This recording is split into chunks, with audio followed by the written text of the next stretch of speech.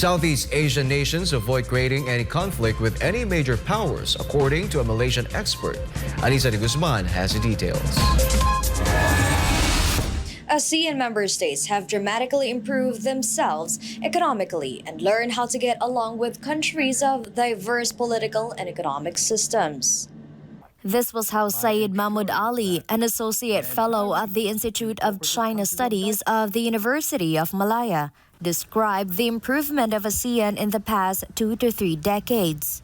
Well, ASEAN countries have dramatically developed themselves economically over the last 2-3 decades. They have been able to do that by ensuring that the entire region incorporated countries of diverse political economic systems like Vietnam, Laos, and Cambodia on the one hand, and Thailand, Malaysia, Indonesia, Singapore on the other.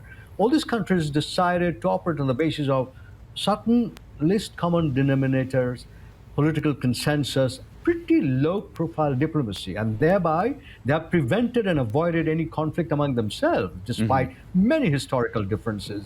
Ali added that ASEAN nations have been subject and victims of imperial colonialism for more than a century, and avoiding conflict is what they aim for, despite historical differences.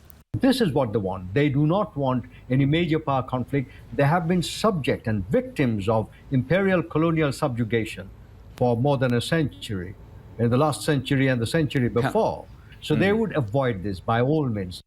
During his meeting with U.S. President Joe Biden, Chinese President Xi Jinping called for the improvement of China-U.S. relationship on the sidelines of the APEC summit in San Francisco, California. With over 640 million inhabitants, ASEAN represents 8.7% of the total world population and is one of the world's most culturally diverse regions in the world. Di siya Anisa de Guzman, Dragan siya Kontep Mahanakot, SMN News, Pratatay, Sawadika.